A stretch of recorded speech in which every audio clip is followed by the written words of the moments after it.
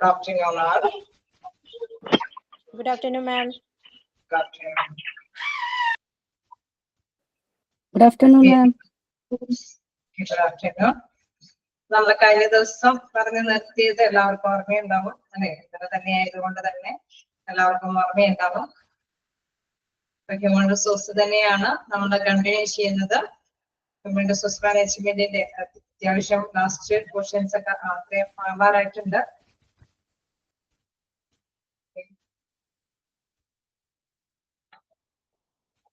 Okay, ഇപ്പൊ കഴിഞ്ഞ ക്ലാസ്സിൽ നമ്മൾ പറഞ്ഞു നിർത്തിയത് എവിടെ വരെയാണ്?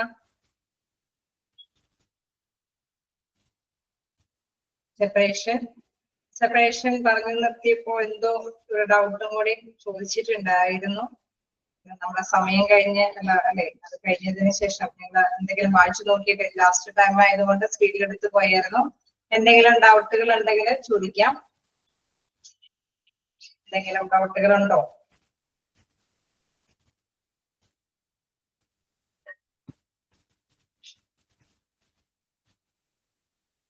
എന്തെങ്കിലും ഡൗട്ടുകൾ ഉണ്ടെങ്കിൽ ചോദിച്ചു പോകാം. Fourth point, okay, lay off, അതാണ് നമ്മളെ ലാസ്റ്റ് നടത്തിയത്. Lay off refers to an indefinite termination of the employee.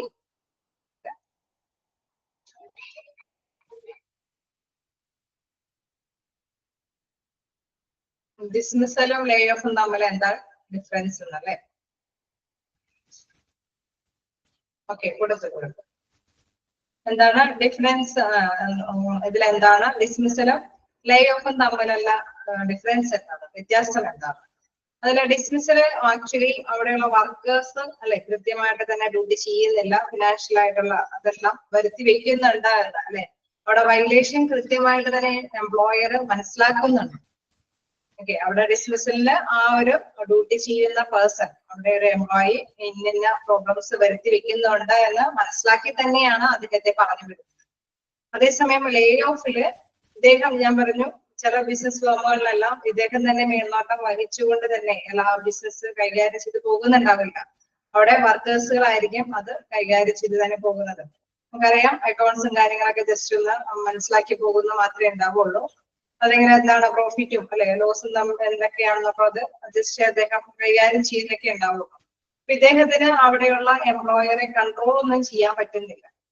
ഡിസ്മിസലിൽ നമുക്കറിയാം അവിടെയുള്ള എംപ്ലോയർ തന്നെയാണ് എംപ്ലോയി കാണിച്ചിരിക്കുന്ന ആ പലരായ ഉത്തരങ്ങളൊക്കെ മനസ്സിലാക്കിയിട്ട് അദ്ദേഹത്തിനെ പറഞ്ഞു വിടുന്നത്.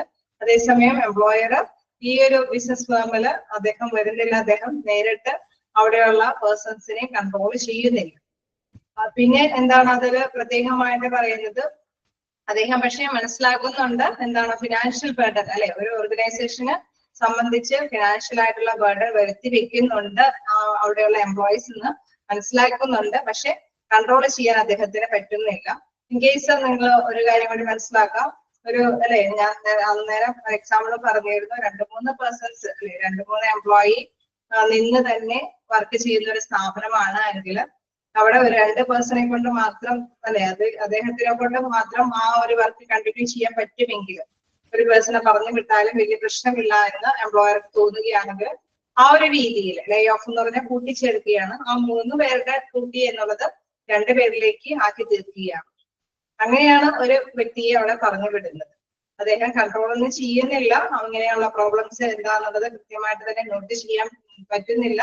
പക്ഷെ എന്താണ് അവര് അല്ലെ, ഇതെല്ലാം നമുക്കറിയാം, 3 പേരുടെ ഡ്യൂട്ടി അവിടെ ആവശ്യമില്ല എന്ന് അദ്ദേഹത്തിന് തോന്നിക്കഴിഞ്ഞാൽ എന്താണ് 2 പേരെ കൊണ്ട് ആ ഡ്യൂട്ടി കൈകാര്യം ചെയ്ത് കൊണ്ടുപോകാനായിട്ട് ശ്രമിക്കുമെന്ന്.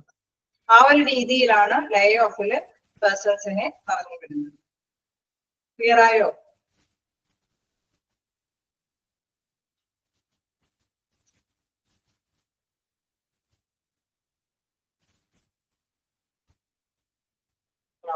ക്ലിയർ ആയോ ലേ ഓഫിൽ എന്താ നടക്കണേന്ന്? Okay, employee from the payroll owing to factors which cannot be controlled by the employer. The purpose of layoff is അല്ലെ, അവര് മനസ്സിലാക്കുകയാണ് 2 പേർക്കും അല്ലെ, അവര് ഫിനാൻഷ്യൽ ആയിട്ടുള്ള ബർഡൻ വ്യക്തിവെക്കാതെ തന്നെ 2 പേരെ കൊണ്ടും ചെയ്യാൻ സാധിക്കുമെന്ന് എംപ്ലോയർക്ക് തോന്നുകയാണെങ്കിൽ അവരെ അല്ലെ ഏതെങ്കിലും ഒരു പേഴ്സണൊക്കെ പറഞ്ഞു. ഓക്കെ, നമുക്ക് നെക്സ്റ്റ് ടോപ്പിക്കിലേക്ക് പോകാം.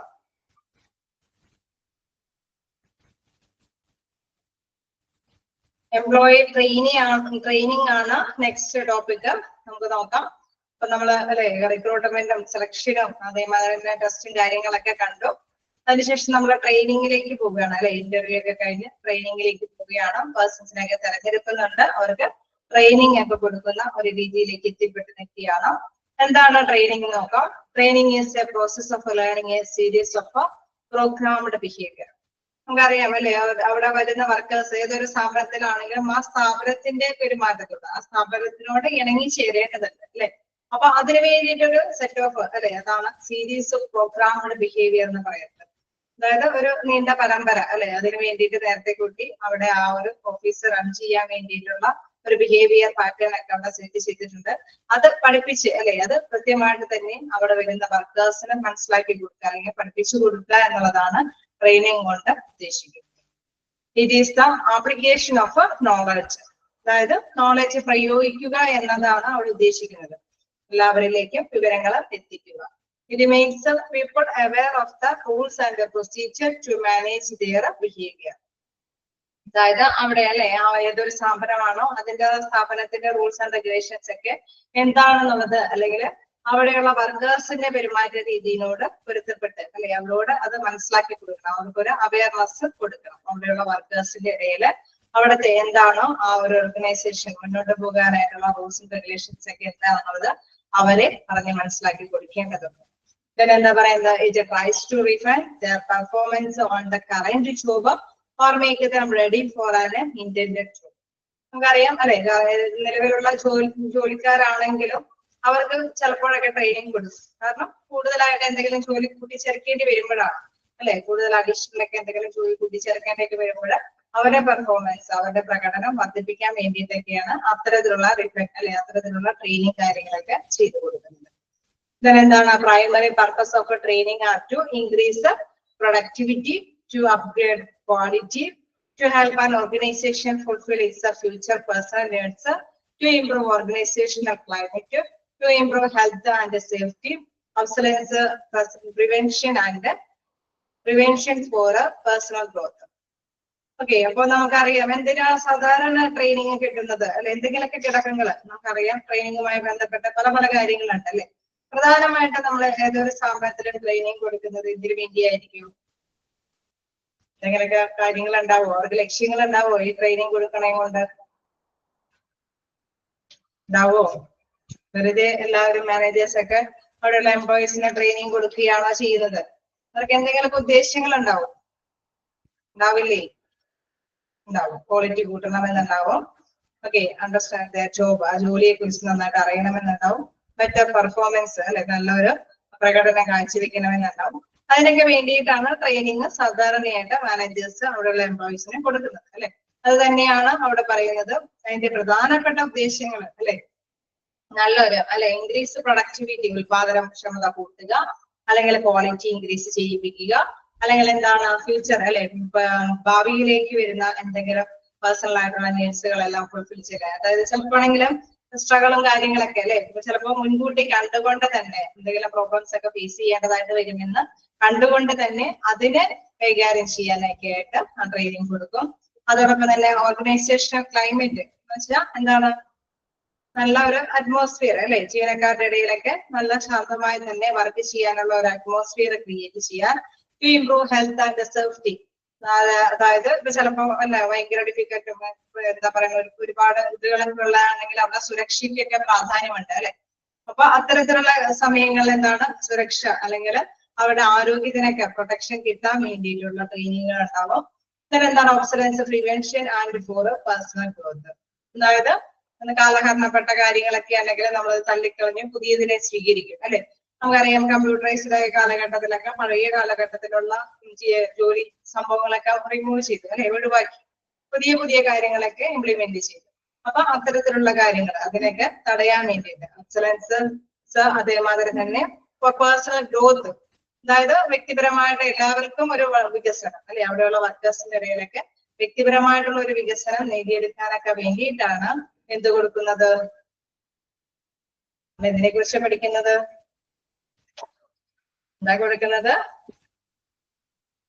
ട്രെയിനിങ് കൊടുക്കുന്നത്. Okay, good. അപ്പൊ ഇത്തരം ഫാക്ടേഴ്സ് അതൊക്കെ ഒന്ന് ജസ്റ്റ് ഒന്ന് നോട്ട് ചെയ്തേരെ, എന്തൊക്കെ ഫാക്ടേഴ്സ് അല്ലെ ഇതുമായി ബന്ധപ്പെട്ട് വരാറുള്ളത്. ഒബ്സലൻസ് എന്ന് പറഞ്ഞാൽ കാലഹരണപ്പെട്ട അല്ലെ കാര്യങ്ങൾ. ഞാനിപ്പോ ജസ്റ്റ് പറഞ്ഞ മാതിരി ഇന്നോവേറ്റീവ് ആയിട്ട് ഇപ്പൊ നമുക്കറിയാം കമ്പ്യൂട്ടറൈസ്ഡ് ആയിട്ടുള്ള കാര്യങ്ങളൊക്കെ വരുമ്പോൾ എന്താണ് മാനുവൽ ആയിട്ടുള്ള കാര്യങ്ങളൊക്കെ ഒഴിവാക്കും അല്ലെ. അപ്പൊ അതിനൊക്കെ മുൻകരുതലായിട്ട് അതിനൊക്കെ തടയാനായിട്ട് അല്ലെ പ്രിവെൻഷൻ എന്ന് പറയുമ്പോൾ തടയുക.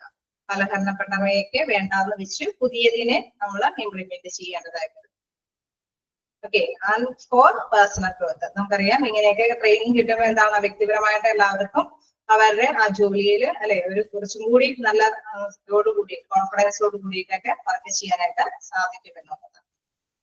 ഓക്കെ, ക്ലിയർ ആയോ? എന്താണ് എംപ്ലോയി ട്രെയിനിങ് എന്നുള്ളത്? ജസ്റ്റ് ഒന്ന് വായിച്ചു നോക്കാം.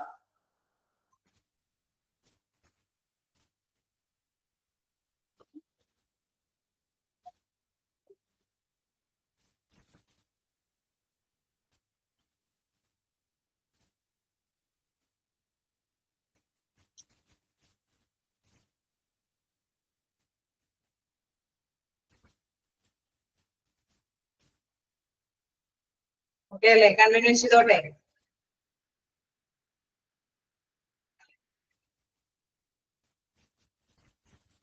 ഓക്കെ, അപ്പൊ നമ്മൾ ഇത് കണ്ടു എന്തിനാണ് ട്രെയിനിങ് എന്നുള്ള കാര്യം മനസ്സിലാക്കി. ട്രെയിനിങ് സാധാരണയായിട്ട് അല്ലെ അവിടുത്തെ നമുക്ക് പേഴ്സണൽ അല്ലെ വ്യക്തിപരമായി തന്നെ നമുക്കറിയാം ട്രെയിനിങ് കിട്ടുന്നത് എന്താണെന്നുള്ളൊരു ആശയം എല്ലാവർക്കും തന്നെ അറിയാവുന്നതാണ്. അതുമായി ബന്ധപ്പെട്ട സ്റ്റെപ്പുകളാണ് നമുക്ക് നോക്കാനുള്ളത്. ഫസ്റ്റ് വൺ പറയുന്നത് to discover or identify the training requirements. അതായത് ട്രെയിനിങ് റിക്വയർമെന്റ്സ് എവിടെയാണ് ആ ട്രെയിനിങ് വേണ്ടത്. നമുക്കറിയുമ്പോൾ ഹോസ്പിറ്റലൊക്കെ ആകുമ്പോൾ വിവിധ ഡിപ്പാർട്ട്മെന്റുകളുണ്ട് അല്ലെ, വിവിധ തലങ്ങളിലുള്ള വർക്കേഴ്സുകളുണ്ട്. ഏത് പ്ലേസിലാണ് ട്രെയിനിങ് ആവശ്യം വേണ്ടി വരുന്നത് അല്ലെ, ഏത് തരത്തിലുള്ള എംപ്ലോയീസിനാണ് ട്രെയിനിങ് വേണ്ടത് എന്നുള്ളത് കണ്ടെത്തുക എന്നുള്ളതാണ് ഫസ്റ്റ് സ്റ്റെപ്പ് എന്ന് പറയുന്നത്. ട്രെയിനിങ് റിക്വയർമെന്റ്സ്, ട്രെയിനിങ്ങിന്റെ ആവശ്യകത. To discover or identify the training requirements. Then next step എന്താണ്? To get ready for the job. Okay, ആ ഒരു ജോലിക്ക് വേണ്ടിയിട്ട് അല്ലെ തയ്യാറാക്കേണ്ടതുണ്ട്. നെക്സ്റ്റ് സ്റ്റെപ്പ് എന്ന് പറയുന്നത് റെഡി ഫോർ ദ ജോബ്, നമ്മൾ തെരഞ്ഞെടുക്കുന്ന ആ ഒരു ജോലിക്ക് വേണ്ടി തയ്യാറാക്കേണ്ടതുണ്ട്.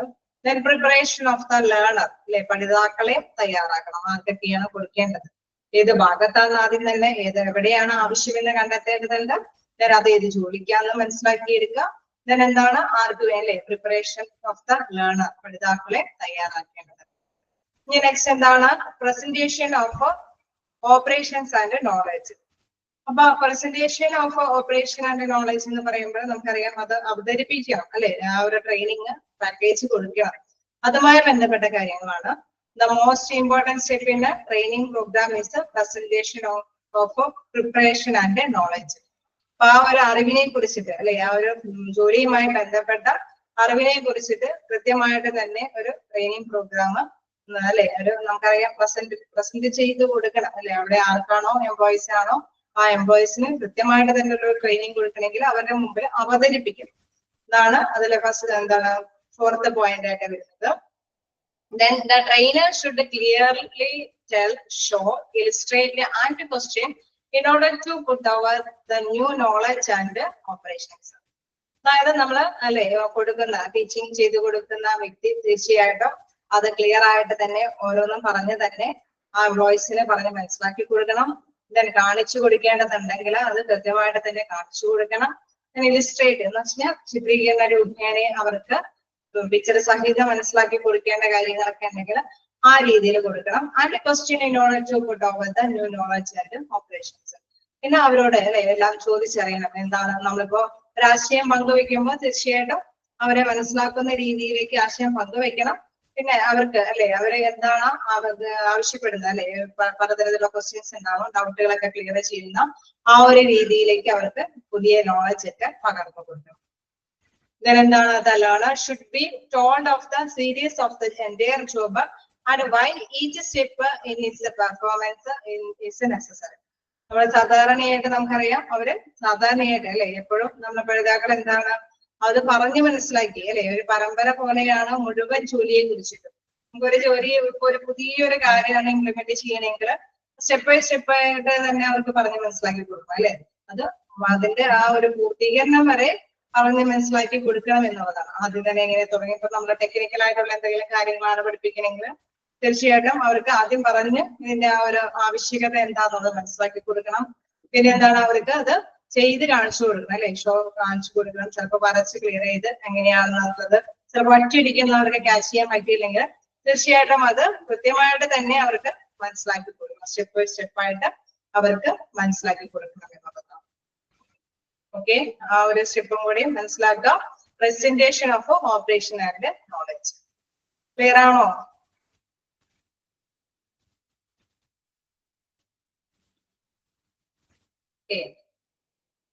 എന്താണ് നമുക്ക് നെക്സ്റ്റ് പോയിന്റിലേക്ക് പോകാം. Performance try out. Okay, performance try. എന്താണ് പെർഫോമൻസ് ട്രൈ പറയുന്നത്? Out under this the trainee is asked to look through the job several times slowly and explain to him each step. Mistake should be corrected. Then the trainee is advised to do job step by step, building up a skill and speed. നമുക്കറിയാം അല്ലെ, ആദ്യം പറഞ്ഞു കൊടുക്കുമ്പോൾ തീർച്ചയായിട്ടും നമുക്ക് പെട്ടെന്ന് തന്നെ catch ചെയ്യാനായിട്ട് സാധിക്കില്ല അല്ലെ. ആദ്യം അവർക്ക് ജസ്റ്റ് ഒരു രൂപരേഖ മനസ്സിലാകും.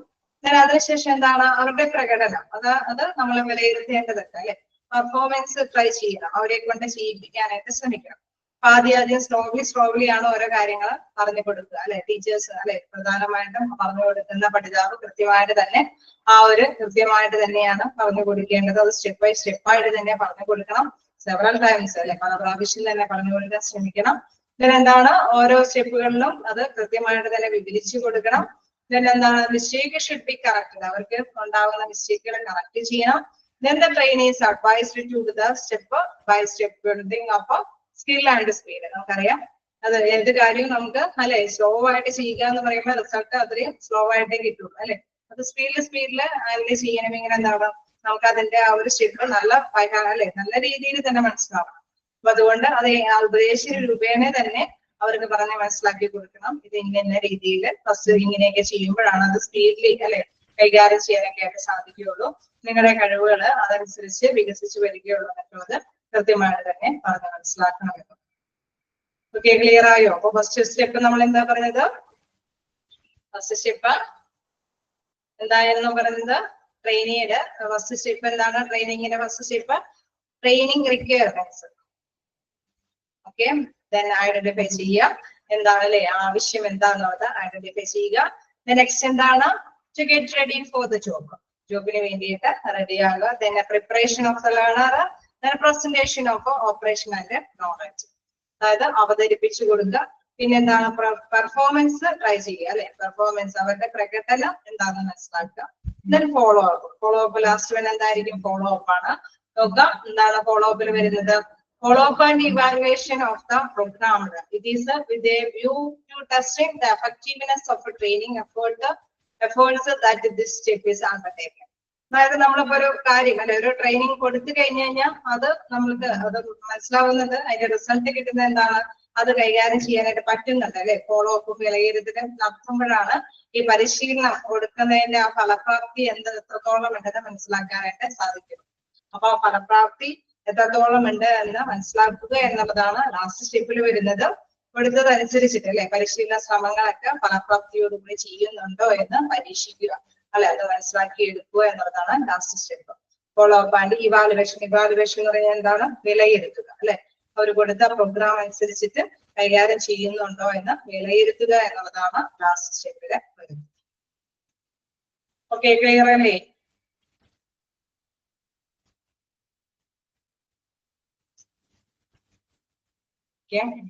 ഇന്ന് നമുക്ക് ലാസ്റ്റ് ഇതിലേക്ക് പോകാം. നെക്സ്റ്റ് ടോപ്പിക്കിലേക്ക് പോകാറോ? Training methods and techniques. Okay, continue ചെയ്യാം. നമുക്ക് ഇത്തിരി സ്പീഡിൽ പോയാലാണ് അത് കവർ ചെയ്ത് പോകാൻ സാധിക്കുള്ളൂ. അപ്പൊ നമുക്ക് നെക്സ്റ്റ് ഇതിലേക്ക് നോക്കാം. Training methods and techniques. നമ്മൾ കണ്ടു, ട്രെയിനിങ് കൊടുക്കേണ്ട കാര്യങ്ങളൊക്കെ കണ്ടു, ട്രെയിനിങ്ങിന്റെ ആവശ്യകത എന്താണെന്നുള്ളതും അതോടൊപ്പം തന്നെ അതിന്റെ സ്റ്റെപ്പുകളും കണ്ടു. ഇനി വ്യത്യസ്ത തരത്തിലുള്ള മെത്തേഡുകളുണ്ട് ഈ ട്രെയിനിങ് കൊടുക്കുന്നതിന്റെ. ഫസ്റ്റ് മെത്തേഡ് എന്ന് പറയുന്നത് on the job training. Next method എന്ന് പറയുന്നത് ഓഫ് ദ ജോബ് മെത്തേഡ്. അപ്പൊ ആ ജോലിക്ക് ഇടയിൽ കൊടുക്കുന്ന ഒരു മെത്തേഡ് നോക്കാം. എന്താണ് on the job training? In the on the job training method, the employees are trained on the job at their places of work using actual tools, equipment, documents used by employees when they are fully trained.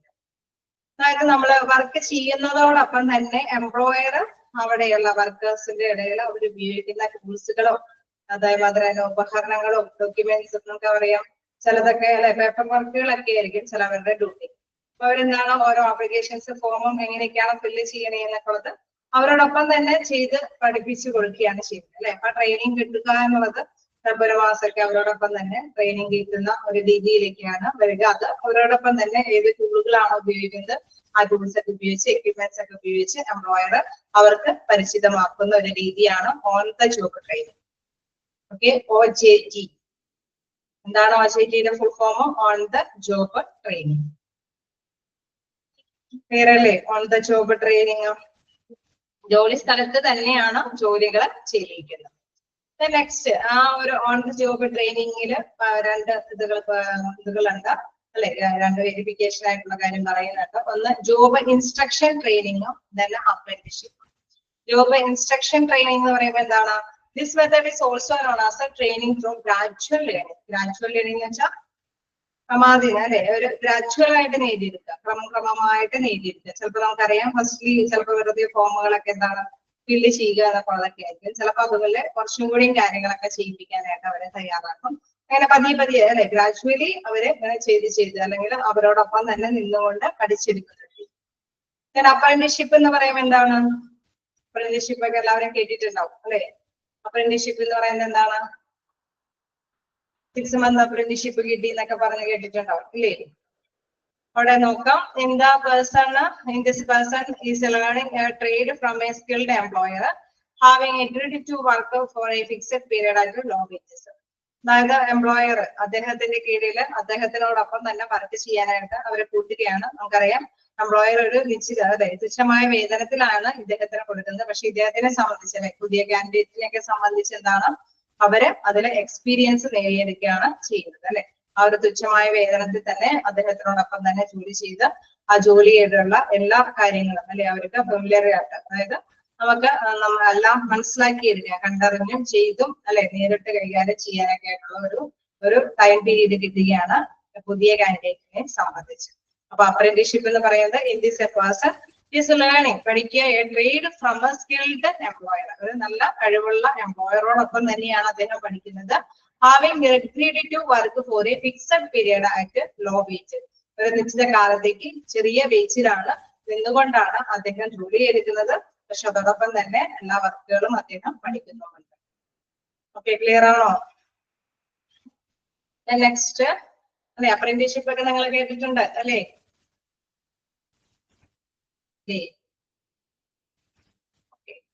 അപ്പൊ next നമുക്ക് ഒന്നുകൂടെ പറയാമോ? Okay, നമുക്ക് പറയാം. In this person apprenticeship പറയുന്നത് in this person a person is learning a trade from a skilled employer. അതായത് അവിടെ എന്താണ് സാധാരണയായിട്ട് ഈ ഒരു തൊഴില് ചെയ്യുന്ന വ്യക്തി, എംപ്ലോയർ തൊഴിലുടമ എന്ന വ്യക്തി നല്ല കഴിവുള്ള വ്യക്തിയാണ്. അദ്ദേഹത്തിനോടൊപ്പം തന്നെ ജോലി ചെയ്യാനായിട്ട് ഇദ്ദേഹം ശരിക്കും പറഞ്ഞു കഴിഞ്ഞാൽ ആ ഒരു അപ്രന്റീസ്ഷിപ്പ് കഴിഞ്ഞ് കഴിയുമ്പോഴായിരിക്കും ചിലപ്പോൾ ചില കമ്പനികളിലൊക്കെ ഇത്രയും അപ്രന്റീസ്ഷിപ്പ് കിട്ടിയെന്ന് അറിയുമ്പോൾ തന്നെ ആ കമ്പനിക്കാര് നേരിട്ട് അപ്പോയിന്റ്മെന്റ്സ് ഒക്കെ കൊടുക്കും. കാരണം എന്തുകൊണ്ടാണ്? അവർക്ക് പോസിബിൾ ആയിട്ടുള്ള ഇന്ന വ്യക്തിയുടെ അല്ലെ ഇത്രയും കൂടി കഴിവുള്ള പേര് കേട്ട എംപ്ലോയറിനൊപ്പമാണ് ഇദ്ദേഹത്തിന് പ്രാക്ടീസ് കിട്ടിയെന്ന് ഉറപ്പുണ്ടെങ്കിൽ അവര് എന്താണ് അത്തരത്തിലുള്ള പേഴ്സൺസിനൊക്കെ നേരിട്ട് സെലക്ട് ചെയ്യും. അപ്പൊ എത്രത്തോളം നാള് ട്രെയിനിങ് കിട്ടുക? നമ്മളിപ്പോ ഷിപ്പ് യാർഡിലൊക്കെ കുറച്ച് നാളത്തേക്കൊക്കെ അപ്രന്റീസ്ഷിപ്പ് ആയിട്ടൊക്കെ ജോലി കിട്ടുക എന്നൊക്കെ പറയും അല്ലേ. അങ്ങനെ വലിയ വലിയ കമ്പനികളിലൊക്കെ കുറച്ച് നാളത്തേക്കൊക്കെ ജോലി കൊടുക്കുന്ന ഒരു രീതിയാണ്. അങ്ങനെയാവുമ്പോൾ എന്താണ് അവര് എല്ലാ തരത്തിലുള്ള ഇതുകളും അല്ലെ എല്ലാ തരത്തിലുള്ള സ്കില്ലുകളും ആ ടൈമിലൂടെ നേടിയെടുക്കുകയാണ് ചെയ്യുന്നത്. Having agreed to work for a fixed, ഇതിന് ഒരു ജസ്റ്റ് 2 സെന്റൻസേ പറയുന്നുള്ളൂ. In this a person is learning a trade from a skilled employer, അതായത് കഴിവുള്ള എംപ്ലോയറിന്റെ കീഴിലാണ് അദ്ദേഹം പഠിക്കുന്നത്. Then having agreed to work for a fixed period at low wage, അതായത് അദ്ദേഹം എന്താണ് കുറച്ച് നാളത്തേക്ക് ചെറിയ തുച്ഛമായ കൂലിയില്, വേജസ് എന്ന് പറയുമ്പോൾ കൂലിയില് അദ്ദേഹത്തിനോടൊപ്പം തന്നെ ജോലി ചെയ്യാമെന്നുള്ള എഗ്രിമെന്റ് ബേസിലാണ് അദ്ദേഹം അവിടെ വർക്ക് ചെയ്യുന്നത്. ഓക്കെ, അവിടെ രണ്ടു കൂട്ടർക്കും അല്ലെ നേട്ടമുണ്ട്. അദ്ദേഹത്തിനെ സംബന്ധിച്ച് എംപ്ലോയറെ സംബന്ധിച്ച് ജോലി ചെയ്യാനായിട്ട് അല്ലെ അദ്ദേഹത്തിനെ കൊണ്ടും ജോലി ചെയ്യിപ്പിക്കാൻ അവസരം കിട്ടുന്നുണ്ട്. അതേസമയം പുതിയ കാൻഡിഡേറ്റ് ഒക്കെ ആവുമ്പോൾ അവരെ സംബന്ധിച്ച് എക്സ്പീരിയൻസ് നേടിയെടുക്കുന്നത്. ക്ലിയർ ആണോ? ഓക്കെ, ഇനി നമുക്ക് നെക്സ്റ്റ് നോക്കാനുള്ളത് എന്താണ്? Of the job method. എന്താണ് ഓഫ് ദ ജോബ് മെത്തേഡ്? അതിലെന്താണ് പ്രധാനമായിട്ടും പറയുന്നത്? In this off-the-job training method, the workers or employee learn their job role away from the actual workforce. അത് ആക്ച്വൽ ആയിട്ട് അല്ലെ അവിടെ നിന്ന് തന്നെയാണ് അദ്ദേഹം വർക്കുകൾ പ്രധാനമായിട്ടും ചെയ്തു പോകുന്നത്. നമുക്കറിയാം, ഇപ്പൊ ഒരു പ്രധാനമായിട്ടും ഒരു പ്രൊമോഷനും കാര്യങ്ങളൊക്കെ വരികയാണെന്ന് വെച്ചു. അപ്പൊ അവിടെ ഓൾറെഡി അവിടെ വർക്ക് ചെയ്യുന്നവരാണ് അല്ലെ.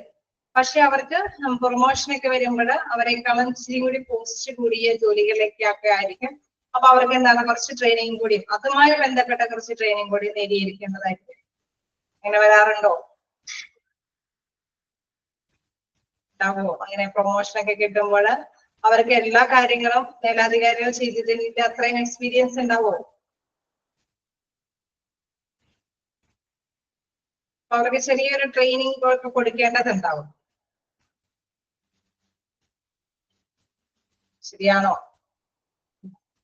ഏതെങ്കിലും ഒരു സ്ഥാപനത്തില് നമ്മളിപ്പോ ഓക്കെ.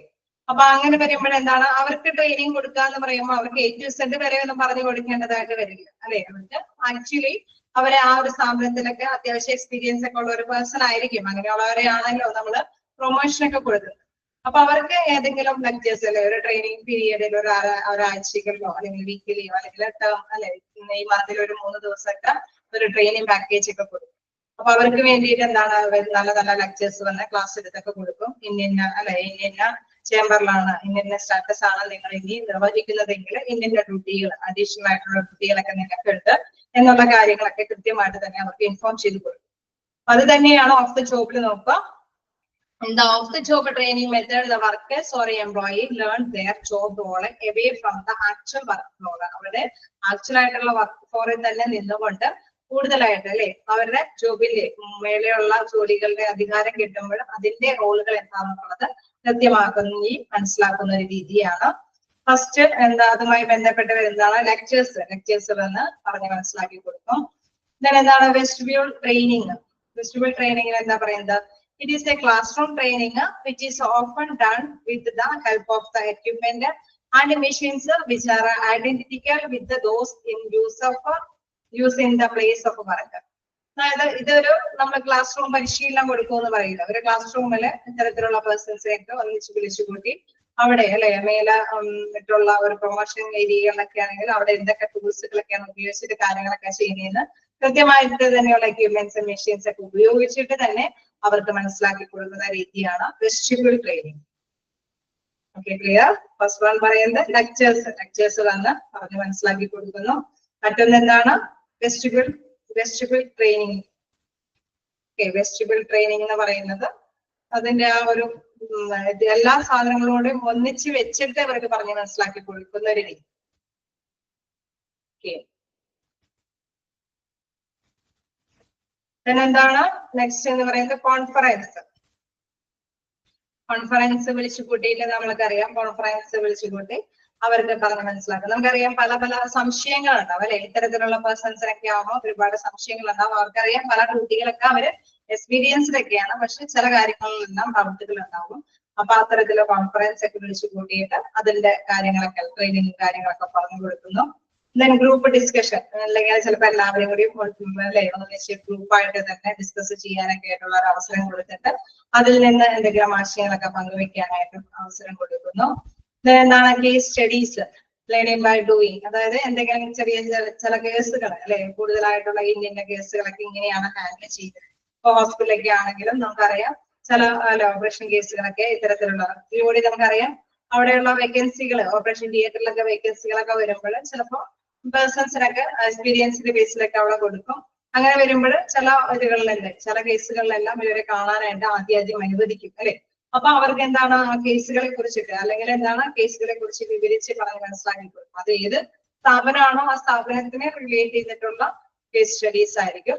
അപ്പൊ അത്തരത്തിലുള്ള സ്റ്റഡിയിൽ നിന്നും അവരെ പഠിപ്പിച്ചു കൊടുക്കുന്ന ഒരു രീതിയാണ്. പിന്നെ എന്താണ് റോൾ പ്ലേയിങ് റോൾ പ്ലേയിങ് നോക്കാം. Role playing can be defined as pretended to be someone else or pretended to be in a particular situation that you are not really in at that time. Role playing എന്ന് പറയുമ്പോൾ എന്താണ്? സാധാരണയായിട്ട് role playing എന്ന് പറയുന്നത് എന്താണ്? നമ്മളെല്ലാവരും കാണുന്ന ഒരു സുപരിചിതമായ ഒരു കാര്യമല്ലേ? ആണോ? റോൾ പ്ലേയിങ് ഒന്നും ആരും കണ്ടിട്ടില്ലേ? കണ്ടിട്ടില്ല? എന്തെങ്കിലും അവതരിപ്പിച്ച് കാണിക്കൂലേ? അതാണ് റോൾ പ്ലേയിങ് എന്ന് പറയുന്നത്. അപ്പൊ എന്തെങ്കിലും മാറ്റേഴ്സ്. ഓക്കെ, അപ്പൊ എന്താണ് റോൾ പ്ലേയിങ് എന്ന് പറയുന്നത്? Can be defined as a pretending. അത് അവതരിപ്പിച്ച് കാണിക്കുക അല്ലെ, അഭിനയിച്ച് കാണിക്കുകയാണ്. ഇന്ന കാര്യങ്ങളൊക്കെ ഇങ്ങനെയാണ് ചെയ്യേണ്ടത്, ഫേസ് ചെയ്യേണ്ട അവസരങ്ങളിലൊക്കെ ഇന്ന കാര്യങ്ങൾ ഇങ്ങനെ ഫേസ് ചെയ്യണം അല്ലെ. നമുക്കപ്പോ വലിയ സ്ട്രെസ് ഒന്നും ഇല്ലാതെ, നമുക്ക് വലിയ പേടിപ്പിടുത്തുന്ന കാര്യങ്ങളൊന്നും ഇല്ലാതെ തന്നെ ഹാൻഡിൽ ചെയ്യാൻ പറ്റും. അല്ലെങ്കിൽ സ്റ്റെപ്പ് ബൈ സ്റ്റെപ്പ് നമുക്ക് സ്പീഡിൽ ചെയ്യാനായിട്ട് ഈ ഒരു രീതിയിലൊക്കെ കാര്യങ്ങൾ ചെയ്യാൻ പറ്റും. അങ്ങനെ അവതരിപ്പിക്കുന്നു അല്ലെ. പ്രിറ്റൻഡ് ചെയ്യുന്ന വെച്ച് കഴിഞ്ഞാൽ അഭിനയിക്കുകയാണ്. someone else or pretended to be in a particular situation that you are not really in at that time. അതായത് യഥാർത്ഥത്തിൽ അവിടെ സംഭവിക്കുന്ന കാര്യമല്ല, റിയലി അല്ലെ, റിയലി നടക്കുന്ന ഒരു സംഭവമല്ല, അഭിനയിച്ച് അവർ കാണിക്കുകയാണ്. ഇങ്ങനൊരു സിറ്റുവേഷൻ വരുമ്പോൾ ഇങ്ങനെയാണ് ഫേസ് ചെയ്യുന്നതെന്ന് കൃത്യമായിട്ട് തന്നെ അവതരിപ്പിച്ച് കാണിക്കുന്നു. അതിലൂടെ അല്ലെ, അതിലൂടെ എല്ലാ ജീവനക്കാർക്കും മനസ്സിലാക്കിയെടുക്കുന്ന ഒരു രീതിയാണ്. അപ്പൊ അതാണ് റോൾ പ്ലേയിങ് മോഡൽ എന്നുകൊണ്ട് ഉദ്ദേശിക്കുന്നത്. എന്താണ് പ്രോഗ്രാംഡ് ഇൻസ്ട്രക്ഷൻസ്? എന്താണ് പ്രോഗ്രാംഡ് ഇൻസ്ട്രക്ഷനിൽ പറയുന്നത്? It consist of A series of steps which are often step through the central panel of an electronic computer as guides in the performance of a desired operations or a series of operations. അതായത് ഇതൊരു instructions അല്ലെ, ഒരു നേരത്തെ നമ്മൾ മുൻകൂട്ടി കണ്ടുകൊണ്ട് അല്ലെ നേരത്തെ തയ്യാറാക്കുന്ന ഒരു നിർദ്ദേശങ്ങളാണ്. അത് ഇലക്ട്രോണിക്കിന്റെ കമ്പ്യൂട്ടറിന്റെ സഹായത്തോട് കൂടിയിട്ട് മനസ്സിലാക്കി കൊടുക്കുകയാണ്. ഇപ്പൊ നമുക്കറിയാം പുതിയ ഇന്നോവേറ്റീവ് ആയിട്ടുള്ള കാര്യങ്ങളായതുകൊണ്ട് പ്രൊജക്ഷൻ അല്ലെ, അതൊക്കെ കാണിച്ചിട്ട് അതിലിങ്ങനെ ഓരോന്ന് അവതരിപ്പിച്ച് സ്റ്റെപ്പ് ബൈ സ്റ്റെപ്പ് ആയിട്ട് എല്ലാവർക്കും മനസ്സിലാക്കി കൊടുക്കുന്ന ഒരു രീതിയാണ്. അപ്പൊ പണ്ട് കാലത്തെ അവതരണ രീതിയിൽ നിന്നൊക്കെ വ്യത്യസ്തമായിട്ടുള്ള രീതിയാണിത്. നമുക്കറിയാം ഇലക്ട്രോണിക്കിന്റെ സഹായത്തോട് കൂടിയിട്ട് ഈ ഇൻസ്ട്രക്ഷൻസ് അല്ലെ പ്രോഗ്രാം ചെയ്ത് സെറ്റ് ചെയ്ത് വെച്ചിട്ട് അത് അല്ലെ എംപ്ലോയീസിനൊക്കെ മനസ്സിലാക്കി കൊടുക്കുന്ന ഒരു രീതിയാണ്. അപ്പൊ അവർക്ക് 1-2 ക്ലാസ്സുകൾ അല്ലെ ഇത്തരത്തിലുള്ള ക്ലാസ്സുകളിലൊക്കെ അറ്റൻഡ് ചെയ്യുമ്പോൾ എന്താണ് നമുക്ക് പുതിയ അധികാരങ്ങളൊക്കെ കിട്ടുമ്പോൾ എങ്ങനെയാണ് നമ്മുടെ ഡ്യൂട്ടിയൊക്കെ കൈകാര്യം ചെയ്യുന്നതൊക്കെ കൃത്യമായിട്ട് അവർക്ക് അറിയാനായിട്ട് സാധിക്കും എന്നുള്ളതാണ്. എന്താണ് ടി ഗ്രൂപ്പ് ട്രെയിനിങ്? എന്താണ് ടി ഗ്രൂപ്പ് ട്രെയിനിങ്ങിൽ പറയുന്നത്? A training group or D group is A kind of learning based on experiences. അതായത് എക്സ്പീരിയൻസിന്റെ ബേസിലായിട്ടുള്ള ഒരു പഠനമാണ് കാഴ്ചവെക്കുന്നത്. Participants work together in a small group, 8 to 14 people. Then over an extended period, learning comes through analysis of their own experience, including feelings, reactions, then perceptions and behavior. അതായത് നമ്മളിപ്പോ അറിയാം ഹോസ്പിറ്റലൊക്കെ ആവുമ്പോൾ അല്ലെ ചില പേഷ്യൻസ് ഒക്കെ വരുമ്പോൾ അത് അവരെങ്ങനെയാണ് ഹാൻഡിൽ ചെയ്തിരുന്നപ്പോൾ ഉള്ളത് ഒരു 3-4 അല്ലെ എന്താ പറയാ കുറച്ച് കൂടുതലായിട്ടുള്ള ജനങ്ങൾ അല്ലെ കൂടുതലായിട്ടുള്ള വ്യക്തികൾ അവര് ഒന്നിച്ചു നിന്നുകൊണ്ട് അവരുടെ അനുഭവങ്ങൾ പങ്കുവെക്കുകയാണ്. 8-14 അല്ലെ അതിൽ അത്രയും പറയുന്നുണ്ട്. അത്രയും ഗ്രൂപ്പുകളായിട്ടുള്ള വ്യക്തികൾ നിന്നുകൊണ്ട് തന്നെ അവരുടെ അനുഭവങ്ങള് മറ്റുള്ളവർക്ക് പങ്കുവെച്ചു കൊടുക്കുകയാണ്. അപ്പൊ അവര് അതിൽ എന്തൊക്കെ അനുഭവങ്ങൾ ഉൾപ്പെടുത്തുന്നുണ്ട്? അതില് എല്ലാവരുടെയും അല്ലെ ഒരു പേഷ്യൻസിനെ ഒക്കെ കാണാൻ വരുമ്പോൾ അതെങ്ങനെയാണ് നമ്മളിപ്പോ ഒരു എക്സാമ്പിൾ പറയുന്നത് പേഷ്യൻസിനെ നമ്മള് ട്രീറ്റ് ചെയ്യുന്നതുമായി ബന്ധപ്പെട്ടാണെങ്കിൽ അവരുടെ ഫീലിങ്സുകളും അല്ലെ അവരുടെ എന്തെങ്കിലും മരുന്നുമായി ബന്ധപ്പെട്ട് വരുന്ന അതിന്റെ ആ ഒരു റിയാക്ഷൻസ് ഒക്കെ അതേമാതിരി തന്നെ ഡോക്ടേഴ്സ് കൊടുക്കുന്ന മെഡിസിൻസിന്റെ ഒക്കെ കാര്യങ്ങളെല്ലാം തന്നെ അവര് കൃത്യമായിട്ട് തന്നെ മനസ്സിലാക്കി പറഞ്ഞു കൊടുക്കുന്നു അല്ലെ. അവരവരുടെ എങ്ങനെ പെരുമാറണമെന്നും അവരെ എങ്ങനെയൊക്കെയാണ് റിയാക്ട് ചെയ്ത് അല്ലെ അവരോട് എങ്ങനെയൊക്കെ പൊരുത്തപ്പെട്ടാലാണ് ട്രീറ്റ്മെന്റിലേക്ക് നമ്മൾ കാര്യങ്ങളൊക്കെ ചെയ്തു പോകേണ്ടതൊക്കെ കൃത്യമായിട്ട് മനസ്സിലാക്കി കൊടുക്കുന്ന ഒരു രീതിയാണ്. അതായത് ഒരു ഗ്രൂപ്പായിട്ട് നിന്നിട്ട് അവരെ അല്ലെ അവരുടെ അനുഭവങ്ങൾ പങ്കുവെക്കുന്ന ഒരു രീതിയാണ് ഈ ഗ്രൂപ്പ് ട്രെയിനിങ്ങിൽ കൃത്യമായിട്ട് പറഞ്ഞു കൊടുക്കുന്നത്. ഓക്കെ, അപ്പൊ വ്യത്യസ്ത രീതിയിലുള്ള ട്രെയിനിങ് കാര്യങ്ങളാണ് ഓഫ് ദ ജോബ് മെത്തേഡില് വരുന്നത്. 1 by 1 ആയിട്ട് ജസ്റ്റ് ഒന്ന് വായിച്ചു നോക്കാം. എന്തെങ്കിലും ഡൗട്ടുകൾ ഉണ്ടെങ്കിൽ ക്ലിയർ ചെയ്ത് പോകാം. എന്തെങ്കിലും നോട്ട് ചെയ്യാനുണ്ടെങ്കിൽ ജസ്റ്റ് നോട്ട് ചെയ്ത് പോകാം. കാരണം ഇത്തിരി സ്പീഡിൽ പറഞ്ഞു പോയിട്ടുണ്ട്. എവിടെയെങ്കിലും വിട്ടുപോയിട്ടുണ്ടെങ്കിലൊക്കെ ചോദിച്ച് അപ്പൊ തന്നെ ക്ലിയർ ചെയ്ത് പോകാം.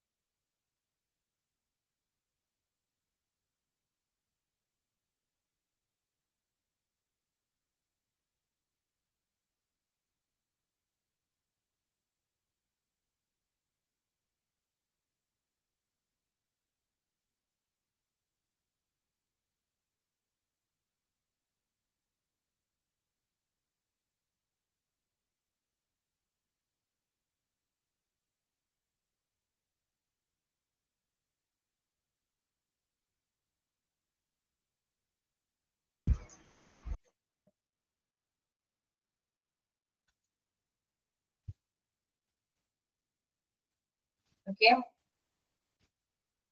ഓഫ് ദ ജോബ് മെത്തേഡ് നോക്കാം. ഓഫ് ദ ജോബ് മെത്തേഡ്സ് ഒന്നുകൂടി നോക്കാൻ പറയുന്നുണ്ട്. ഒന്നുകൂടി അപ്പൊ നോക്കാം, അതിന്റെ ഇടയിലെ പോയിന്റ്സ് ഒക്കെ ഒന്നുകൂടി ലൈക്ക് പോകും. ഓഫ് ദ ജോബ് മെത്തേഡ് എന്ന് പറയുമ്പോൾ ട്രെയിനിങ് അല്ലെ, അവിടെ വർക്കേഴ്സ് ഉണ്ട്, അവർക്ക് ഒന്നും കൂടി ട്രെയിനിങ് കൊടുക്കുന്ന ഒരു രീതിയാണ്. അപ്പൊ അതിൽ എന്താണെന്ന് നോക്കാം. The workers or employees learn their job role away from the actual work floor. അതായത് അവരുടെ ആക്ച്വൽ വർക്ക് ഫ്ലോറിലേക്ക് വേണ്ടി വരുമ്പോൾ അല്ലെ, എന്തെങ്കിലും പുതിയ എന്തെങ്കിലും ഇതുകൾ നമ്മൾ നേരത്തെ ഒരു ഡിസ്കഷന്റെ ഇതിൽ പറഞ്ഞു, പ്രൊമോഷനൊക്കെ കിട്ടുമ്പോൾ അവരുടെ ഡ്യൂട്ടി ഇനി തുടങ്ങി എന്താണോ ചെയ്യേണ്ടത് അത് കൃത്യമായിട്ട് മനസ്സിലാക്കാൻ വേണ്ടിയിട്ട് ചിലപ്പോൾ ചില ട്രെയിനിങ്ങുകളൊക്കെ കൊടുക്കേണ്ടി വരും. ആ ഒരു മൈൻഡിലേക്ക് നിങ്ങൾ എടുക്കുകയാണെങ്കിൽ 1 by 1 ആയിട്ട് നിങ്ങൾക്ക് ക്യാച്ച് ചെയ്യാൻ സാധിക്കും. അപ്പൊ അങ്ങനെ അല്ലെ, അവിടെ ഏതൊരു സ്ഥാപനത്തിൽ ജോലിക്കാരനായിട്ട് ജോലി ചെയ്യുകയാണ്, അവർക്ക് എന്തെങ്കിലും പ്രൊമോഷൻ ഒക്കെ വരികയാണ്, സ്ഥാനക്കയറ്റമൊക്കെ വരികയാണ്. അപ്പൊ സ്ഥാനക്കയറ്റം കിട്ടുമ്പോൾ നമുക്കറിയാം ആ ഒരു പൊസിഷനിലേക്കാണ് അവർ ഡ്യൂട്ടി ചെയ്യേണ്ടതായിട്ട് വരുന്നത്. അപ്പൊ അവർക്ക് അതിൻ്റെതായ കുറച്ച് ഡ്യൂട്ടീസും കൂടെ ഉണ്ടാവും അല്ലെ. ആ ഒരു മേലുദ്യോഗസ്ഥരുടെ കുറച്ച് റെസ്പോൺസിബിലിറ്റി ഒക്കെ ഇദ്ദേഹത്തിന്റെ കയ്യിൽ അല്ലെ നിക്ഷിപ്തമായിരിക്കും. അപ്പൊ അത്തരത്തിലുള്ള ഡ്യൂട്ടിയൊക്കെ ചെയ്യേണ്ടത് ഇവർക്ക് ആവശ്യമായിട്ട് വരും. അപ്പൊ അങ്ങനെ വരുമ്പോൾ അവർക്ക് അല്ലെ വലിയൊരു ട്രെയിനിങ്ങിന്റെ ആവശ്യമൊന്നും ഉണ്ടാവില്ല. നമ്മൾ നേരത്തെ പറഞ്ഞ മാതിരി അപ്രന്റീഷിപ്പ് പോലെയൊക്കെ അവിടെ പോയി നിന്ന് ജോലി ചെയ്യുകയല്ല, ഓൾറെഡി അവർക്കൊരു ജോലി ഉണ്ടായിരുന്നു അല്ലെ. അപ്പോ ഓക്കെ, അത് ആക്ച്വൽ വർക്കിന്റെ ഒപ്പം തന്നെയാണ് അവര് ചെയ്തുകൊണ്ടിരിക്കുന്നത്. ഇങ്ങനെ വരുമ്പോൾ എന്താണ് നമുക്കറിയാം, ചിലപ്പോ അല്ലെ 1 മണിക്കൂറിലേക്ക് ഒരു ലെക്ചർ ക്ലാസ് ഒക്കെ ആയിരിക്കും ചിലപ്പോൾ അവർക്ക് കൊടുക്കുന്നത്. അപ്പൊ ലെക്ചേഴ്സ് വന്നിട്ട് അവർക്ക് ക്ലാസ്സുകൾ കൊടുക്കും. നിങ്ങളുടെ ഡ്യൂട്ടിയാണ്. നമുക്കറിയാം എക്സ്പീരിയൻസ്ഡ് ആയിട്ടുള്ള പേഴ്സൺസ് തന്നെയാണ് അല്ലേ അവര്. അപ്പൊ അവർക്ക് ഒരു ചെറിയ ലെക്ചർ ക്ലാസ് ഒക്കെ കൊടുത്തു കഴിയുമ്പോൾ അവർക്ക് കുറച്ചും കൂടി ട്രെയിനിങ് കിട്ടും അല്ലെ. ആ നമുക്കുള്ള അധികം അധികാരങ്ങളൊക്കെ എന്തൊക്കെയാണ്, അധിക ഉത്തരവാദിത്തങ്ങൾ എന്തൊക്കെയാണെന്നുള്ളത് അവർക്ക് മനസ്സിലാക്കാനായിട്ട് സാധിക്കും. ഇനി ഒരു ലെക്ചറിലൂടെ നടത്താൻ പറ്റിയില്ലെങ്കിൽ ചിലപ്പോഴൊക്കെ എന്താണ് വെസ്റ്റിബിൾ ട്രെയിനിങ് മെത്തേഡ്. അപ്പൊ ചിലര് അല്ലെ ഒരാഴ്ചത്തെ ഒരു 2-3 ദിവസത്തെ ക്ലാസ്സുകൾ ചിലപ്പോഴേ നമുക്കറിയാം അവിടെ തന്നെ ചിലപ്പോ അല്ലെ ഒരു 2-3 ദിവസം ലീവ് കൊടുത്ത് നമുക്കറിയാം ടീച്ചേഴ്സിന് അല്ലെങ്കിൽ ഗവൺമെന്റ് എംപ്ലോയീസിനൊക്കെ ഇത്തരത്തിലുള്ള കുറച്ച് ട്രെയിനിങ് ഒക്കെ കൊടുക്കും. അവർക്ക് എന്താണ് ആ ട്രെയിനിങ് സെന്ററിൽ പോയിട്ടാണ് അവർ ട്രെയിനിങ് കഴിഞ്ഞിട്ട് തിരികെ അവർ ഡ്യൂട്ടിയിലേക്ക് വരും അല്ലെ. അവർ ആ പ്രൊമോഷനും കാര്യങ്ങൾക്കൊക്കെ വേണ്ടി വരുമ്പോഴാണ് ഇത്തരത്തിലുള്ള ട്രെയിനിങ് ഒക്കെ ആവശ്യമായിട്ട് വരുന്നത്. നേരത്തെ കൂട്ടിയിട്ട് ചിലപ്പോൾ ട്രെയിനിങ് ഒക്കെ കൊടുത്തതിന് ശേഷമായിരിക്കും അവർക്ക് പ്രൊമോഷൻ കാര്യങ്ങൾക്കൊക്കെ അത്തരം അല്ലെ അവർ കൊടുത്തിരിക്കുന്ന ട്രെയിനിങ് ഒക്കെ ഫുൾഫില്ല് കറക്റ്റ് ആയിട്ട് കൈകാര്യം ചെയ്യാൻ പറ്റിയിട്ടുണ്ടെങ്കിലായിരിക്കും ചിലപ്പോൾ അവർക്ക് പ്രൊമോഷൻ ഒക്കെ കൊടുക്കുന്നത്. ശരിയാണോ? അങ്ങനെയൊക്കെ ഉണ്ടാവാറുണ്ടോ? അങ്ങനെയൊക്കെ ട്രെയിനിങ് കാര്യങ്ങളൊക്കെ കൊടുക്കുന്നത് കിട്ടിയിട്ടുണ്ടോ? ചില ക്ലാസ്സുകളിലൊക്കെ നമ്മൾ കേട്ടിട്ടില്ലേ, ഗവൺമെന്റ് ടീച്ചേഴ്സുകള് ചില ക്ലാസ്സുകളൊക്കെ അറ്റൻഡ് ചെയ്യാൻ പോയിട്ടുണ്ട് അല്ലെ അവര്. ഓക്കെ, അപ്പൊ അത്തരത്തിലുള്ള ട്രെയിനിങ്ങുകൾ ഇവർക്ക് കൊടുക്കുന്നത് എന്തിനാ? അവർക്ക് അധികം യോഗ്യതകൾ അല്ലെ, അധികം കൂടുതൽ കാര്യങ്ങളൊക്കെ അറിയാൻ വേണ്ടിയിട്ടാണ്. അപ്പൊ അതിന് ലെക്ചേഴ്സ് നമ്മൾ പറഞ്ഞു, മറ്റൊന്ന് പറഞ്ഞു, അതിൻ്റെതായ ടൂൾസും കാര്യങ്ങളൊക്കെ വെച്ചിട്ട് തന്നെ ചില ക്ലാസ്സുകൾ കൊടുത്ത് ട്രെയിനിങ് കൊടുക്കുന്നു. കോൺഫറൻസ് അത് വിളിച്ചു കൂട്ടിയിട്ടായിരിക്കും ചിലപ്പോൾ അവർക്ക് ആ ഒരു കാര്യങ്ങളൊക്കെ നിർദ്ദേശങ്ങളൊക്കെ പങ്കുവെക്കുന്നത്. ഗ്രൂപ്പ് ഡിസ്കഷനിലൂടെ ആയിരിക്കും ചിലപ്പോഴൊക്കെ അങ്ങനെ പങ്കുവെക്കുന്നത്. ചിലതൊക്കെ കേസ് സ്റ്റഡികൾ അല്ലെ, ചില കേസ് സ്റ്റഡികളൊക്കെ കാണിച്ച് മനസ്സിലാക്കി കൊടുത്തിട്ടായിരിക്കും ചില കാര്യങ്ങളൊക്കെ പറഞ്ഞ് മനസ്സിലാക്കുന്നത്. ചിലപ്പോൾ എന്താണ് റോൾ പ്ലേയിങ് അല്ലെ, അത് അവർക്ക് ഒരു നിശ്ചിത സമയം, നമുക്കറിയാം റോൾ പ്ലേയിങ് എന്നൊക്കെ പറയുമ്പോൾ കുറച്ച് സമയം എടുത്തിട്ട് അവരെ കാണിച്ചു കൊടുക്കുന്നതാണ്. ചിലപ്പോൾ ഒരു അല്ലെ ഡ്യൂട്ടിയിലെ ഒരു ആഫ്റ്റർനൂൺ അവേഴ്സ് ചിലപ്പോഴെങ്കിൽ ചില കാര്യങ്ങൾ മനസ്സിലാക്കി കൊടുക്കാനായിട്ട് അവർ റോൾ പ്ലേയിങ് ഒക്കെ കൊടുക്കുകയാണ്. ആ സമയം അവർക്ക് വേണ്ടിയിട്ട് ഉപയോഗിക്കുകയാണ്. അപ്പൊ എന്താണ് അവതരണത്തിലൂടെ എന്താണ് കേസുകളൊക്കെ എങ്ങനെയാണ് കൈകാര്യം ചെയ്യുന്നത് എന്നൊക്കെ അവർക്ക് മനസ്സിലാക്കി കൊടുക്കുന്നു. അവർക്ക് ഡ്യൂട്ടികളൊക്കെ എങ്ങനെ ആ സിറ്റുവേഷൻസ് ഒക്കെ എങ്ങനെ കൈകാര്യം ചെയ്യുന്നു അല്ലെ. Role playing can be defined pretending to be someone else or pretending to be in a particular situation അല്ലെ. അഭിനയിക്കുകയാണ് ചെയ്യുന്നത്. അഭിനയത്തിലൂടെ ആ സിറ്റുവേഷൻസും കാര്യങ്ങളൊക്കെ എങ്ങനെയാണ് ഫേസ് ചെയ്യുന്നതെന്നൊക്കെ കാണിച്ചു കൊടുക്കുകയാണ് ചെയ്യുന്നത്. അവര് റിയലി എന്താണ് അത് ആക്ച്വലി ആ ടൈമില് യഥാർത്ഥത്തിലുള്ള സംഭവങ്ങളൊന്നും ആയിരിക്കില്ല, ഇന്ന കേസുകൾ വരാമെന്ന് നേരത്തെ കൂട്ടി മനസ്സിലാക്കി അവരെ കൊണ്ട് കാര്യങ്ങളൊക്കെ മനസ്സിലാക്കി കൊടുക്കുന്നതാണ്. then എന്താണ് പ്രോഗ്രാംഡ് ഇൻസ്ട്രക്ഷൻസ്. പ്രോഗ്രാംഡ് ഇൻസ്ട്രക്ഷൻസിലും ഇത് തന്നെയാണ് പറയുന്നത്. Step through the central panel of an electronic computer as guide in the performance of A desired operations or series operations. അതായത് നമ്മൾ നേരത്തെ കൂട്ടി തീരുമാനിച്ച അല്ലെ ആ ഒരു പ്രവർത്തനങ്ങളെല്ലാം അല്ലെങ്കിൽ ആ ഒരു സീരീസ് അതിന്റെ ആ ഒരു ശ്രേണി അല്ലെ ആ ഒരു ശൃംഖല മുഴുവൻ തന്നെ കമ്പ്യൂട്ടറിന്റെ സഹായത്തോടു കൂടി തന്നെ പ്രസന്റ് ചെയ്യുന്ന ഒരു രീതിയാണ് എന്താണ് പ്രോഗ്രാംഡ് ഇൻസ്ട്രക്ഷൻസ്. അതായത് നമുക്കറിയാം ഇപ്പൊ പ്രൊജക്ഷൻ അല്ലെ, പ്രൊജക്ടറൊക്കെ വെച്ചിട്ടൊക്കെ ആയിരിക്കും മറ്റുള്ളവർക്ക് അത് പറഞ്ഞ് മനസ്സിലാക്കി കൊടുക്കുന്നത്. T group training. T group ട്രെയിനിങ്ങിൽ എന്താ പറയുന്നത്, കുറച്ച് പേര് അല്ലെ, കുറച്ച് ഒരു പാനൽ പോലെ കുറച്ച് പേര് നിന്നിട്ട് അല്ലെ അവരുടെ അനുഭവങ്ങളൊക്കെ ഈ ഒരു വ്യക്തികൾക്ക് പറഞ്ഞ് മനസ്സിലാക്കി കൊടുക്കുകയാണ്. അപ്പൊ അവർക്കൊരു ട്രെയിനിങ് കൂടിയാണ് അല്ലെ. മേലധികാരികളുടെ ആ ഒരു ഡ്യൂട്ടികളൊക്കെ വരുമ്പോൾ ചില കാര്യങ്ങളൊക്കെ ഇങ്ങനെ ഫേസ് ചെയ്യേണ്ടതായിട്ട് വരും. അപ്പൊ അതൊക്കെ എങ്ങനെയാണ് ഞങ്ങൾ കൈകാര്യം ചെയ്തത്, അതിന്റെ റിയാക്ഷൻസും അല്ലെ. ഇപ്പൊ ഹോസ്പിറ്റലൊക്കെ ആവുമ്പോൾ നമ്മൾ കണ്ടു അല്ലെ, എന്തെങ്കിലുമൊക്കെ ഓപ്പറേഷൻസോ അല്ലെങ്കിൽ പ്രത്യേകിച്ച് പെട്ടെന്ന് ആക്സിഡന്റ് കേസുകളൊക്കെ വരുമ്പോൾ എങ്ങനെയൊക്കെയാണ് അറ്റൻഡ് ചെയ്യുന്നതെന്നുള്ള ഒരു പ്രത്യേക രീതികളൊക്കെ അല്ലെ, ആ ഒരു സംഭവ വികാസങ്ങളൊക്കെ ആ പാനലിൽ കൂടെ ഓരോ വ്യക്തികൾ അവരവരുടെ അനുഭവങ്ങൾ പങ്കുവെച്ച് മറ്റുള്ളവർക്ക് ട്രെയിനിങ് കൊടുക്കുന്ന ഒരു രീതിയാണ്. ഓക്കെ, ക്ലിയർ ആയോ?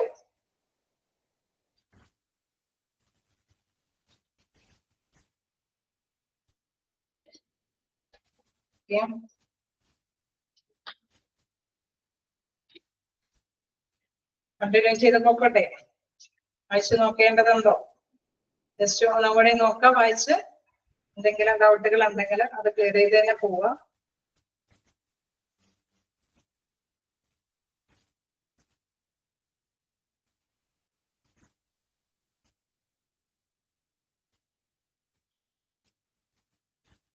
ഓക്കെ, നമുക്ക് കണ്ടിന്യൂ ചെയ്യാം. കുറച്ചും കൂടി അങ്ങനെ എടുത്തു പോവാന്ന് ഓർത്തിട്ടാണ്. അടുത്ത ക്ലാസ് ആകുമ്പോഴേക്കും നമ്മുടെ മോട്ടിവേഷനും കുറച്ചും കൂടെയോ എന്തായാലും എല്ലാം ഇന്ന് തീർക്കാൻ നോക്കില്ല. മോട്ടിവേഷൻ തുടങ്ങി നമുക്ക് നെക്സ്റ്റ് ക്ലാസ്സിൽ എടുക്കാം. നമ്മളിപ്പോ നെക്സ്റ്റ് ക്ലാസ് വരുമ്പോൾ നിങ്ങൾക്ക് ഈ പറഞ്ഞ ജനറൽ ആയിട്ടുള്ളത് മാറ്റി ഇതിലേക്ക് തന്നെ നോക്കാം. ഒരു ഹോസ്പിറ്റൽ റിലേറ്റഡ് ആയിട്ടുള്ള ഒരു സബ്ജക്ട് എടുക്കാം, ഒരു ടോപ്പിക് എടുക്കാം. ട്രാൻസ്പ്ലാന്റ് പേഷ്യന്റ് എടുക്കാം. എന്തായാലും ഇങ്ങനെ തന്നെ എല്ലാം ഇച്ചിരി കൂടി വൈഡാണ്, ഫസ്റ്റ് സെക്കൻഡ് മോഡ്യൂൾ പോലെ അല്ല എങ്കിൽ കൂടി ട്രാൻസ്പ്ലാന്റ് പേഷ്യന്റ് അതും ഇങ്ങനെ വളരെ തന്നെ ഇരുന്ന് തന്നെ ക്ലാസ് കേട്ട് നമ്മൾ ബോറടിക്കുന്ന ഒരു ശബ്ദമൊക്കെ തന്നെയാണ്. എങ്കിൽ കൂടി നമുക്ക് ഹോസ്പിറ്റൽ ബേസ് ചെയ്തിട്ടുള്ള ഒരു ഇത് നോക്കാം, ട്രാൻസ്പ്ലാന്റ് പേഷ്യന്റ്. അപ്പൊ നെക്സ്റ്റ് ക്ലാസ്സിൽ വരുമ്പോൾ ഹ്യൂമൻ റിസോഴ്സിനോടൊപ്പം തന്നെ ട്രാൻസ്പ്ലാന്റ് പേഷ്യന്റ് കൂടി വരിക.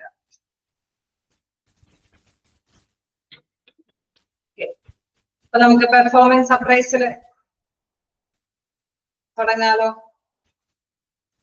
ആ ഒരു ടോപ്പിക്കും കൂടി നമുക്ക് പറഞ്ഞു നിർത്താം. പെർഫോമൻസ് അപ്രൈസൽ എന്ന് പറയുമ്പോൾ എന്താണ്? പെർഫോമൻസ് എന്ന് പറയുമ്പോൾ എന്താണ്? നമ്മളിപ്പോ എംപ്ലോയീസിനൊക്കെയാണ് അല്ലെ, എംപ്ലോയീസിനൊക്കെയാണ് നമ്മൾ ട്രെയിനിങ് കാര്യങ്ങളൊക്കെ കൊടുക്കുന്നത് അല്ലെ. ട്രെയിനിങ് കൊടുക്കുന്നുണ്ട്, അവരെ റിക്രൂട്ട് ചെയ്തു, സെലക്ട് ചെയ്ത് പിന്നെ ഇന്റർവ്യൂ ഒക്കെ ചെയ്ത് ട്രെയിനിങ് ഒക്കെ കൊടുത്തു. പിന്നെ എന്താണ്, ഇനി പെർഫോമൻസ് വിലയിരുത്തണം അല്ലെ, അവരുടെ പ്രകടനം എന്താണെന്ന് വിലയിരുത്തേണ്ടതുണ്ട്. അതാണ് പെർഫോമൻസ് അപ്രൈസൽ പറയുന്നത്. പ്രകടന അപ്രൈസൽ വിലയിരുത്തുക എന്നുള്ളത്. A performance appraisal is a process of estimating employees' performance of a job in terms of its requirements. അതായത് നമ്മുടെ ആവശ്യകത അനുസരിച്ചിട്ട് അല്ലെ, നമ്മൾ കൊടുത്ത ട്രെയിനിങ് ഒക്കെ അനുസരിച്ചിട്ട് ആ ഒരു ആവശ്യകത അനുസരിച്ചിട്ട് തന്നെ ഓരോ ജോലിയുടെയും പ്രകടനങ്ങൾ അല്ലെ, അത് എത്രത്തോളമാണ് ഓരോ എംപ്ലോയീസ് നമ്മൾ എസ്റ്റിമേറ്റ് ചെയ്തത് അനുസരിച്ചിട്ട് വിചാരിച്ച അനുസരിച്ചിട്ടുള്ള പ്രകടനങ്ങൾ എംപ്ലോയിൽ നിന്ന് കിട്ടിയോ അല്ലെ എന്ന് വിലയിരുത്തുക എന്നുള്ള പ്രോസസ്സാണ് പെർഫോമൻസ് അപ്രൈസൽ പറയുന്നത്. Performance appraisal is A process, അതൊരു പ്രക്രിയയാണ് of estimating an employee's performance of a job in terms of its requirements. അതിന്റെ ആ ജോലിയുടെ ആവശ്യകത അനുസരിച്ചിട്ട് ആ എംപ്ലോയി പ്രകടനങ്ങൾ അദ്ദേഹത്തിന്റെ അല്ലെ ആക്ടിവിറ്റി അത് കൃത്യമായിട്ട് തന്നെ പ്രകടിപ്പിച്ചിട്ടുണ്ടോ എന്നുള്ളത് വിലയിരുത്തുന്ന ഒരു പ്രവർത്തനമാണ് ഇതെന്ന് പറയുന്നത് പെർഫോമൻസ് അപ്രൈസൽ എന്ന് പറയുന്നത്. ജസ്റ്റ് അത് പോയിന്റ് നോട്ട് ചെയ്ത് വെക്കാം അല്ലെ. ചില ക്വസ്റ്റ്യൻസിലൊക്കെ നമുക്കറിയാം that is A process estimating employees performance of a job in terms of its requirements എന്ന് ചോദിച്ചാൽ ആൻസർ എന്താണ്? എ പെർഫോമൻസ് അപ്രൈസൽ അല്ലെ. പെർഫോമൻസ് അപ്രൈസൽ ആ വിലയിരുത്തുക എന്നുള്ള പ്രോസസ് ആണ് ഇവിടെ വരുന്നത്. ദെൻ എന്താണ് അതുമായി ബന്ധപ്പെട്ട പെർഫോമൻസ് ഇവാലുവേഷൻ പ്രോസസ് ഇൻക്ലൂഡഡ്. അതുമായി വിലയിരുത്തുക, ഇവാലുവേഷൻ എന്ന് പറയുമ്പോൾ എന്താണ്? വിലയിരുത്തുക അല്ലെ.